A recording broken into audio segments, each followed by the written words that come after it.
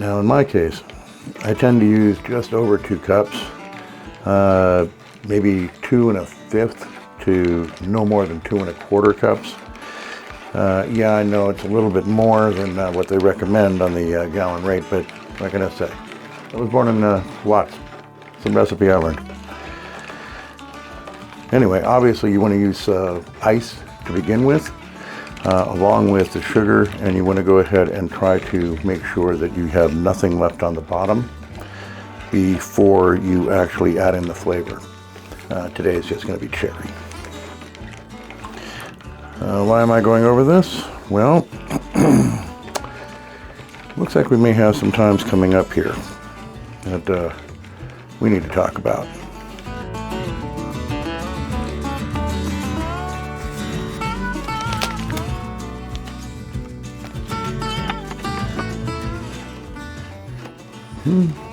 Right there along the edges. This is just the regular cherry, not the black cherry, because, well, it's my youngest daughter's favorite. Most everybody else likes the black cherry, but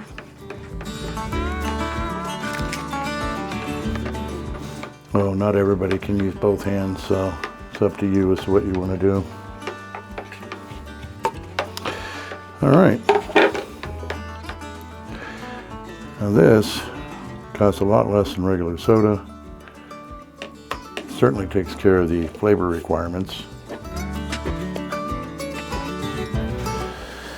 All right.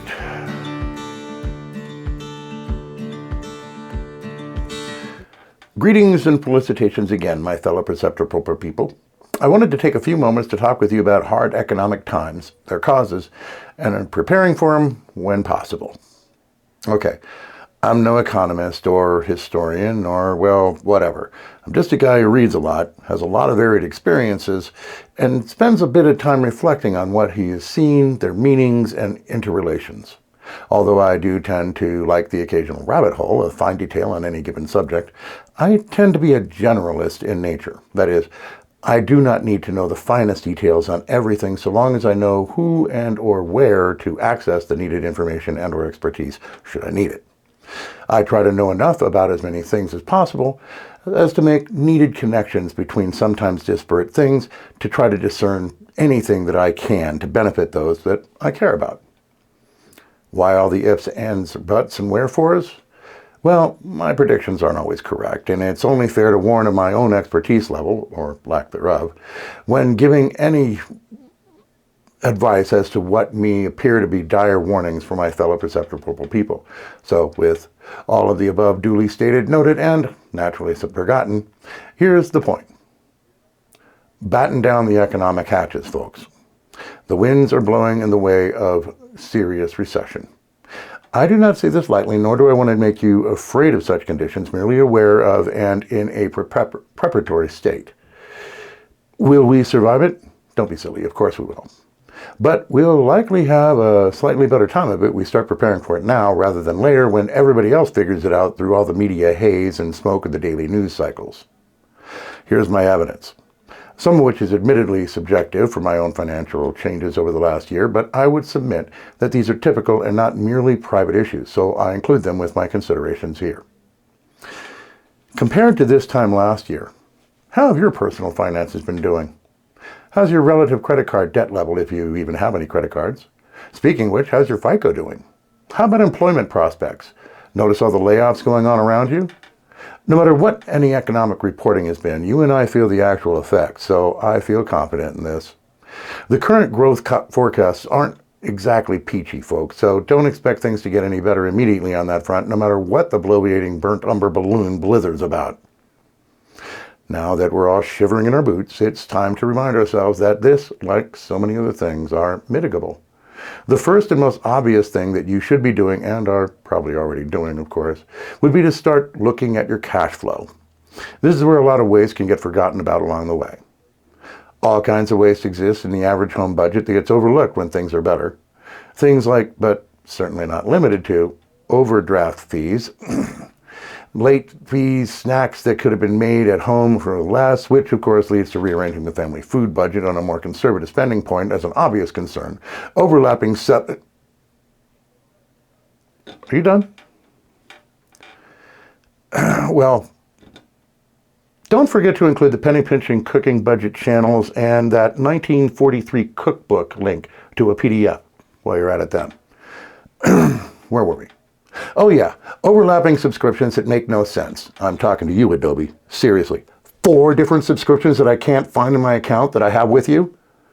All right, sorry, that one might be a little personal than average, but somehow I have doubts on that.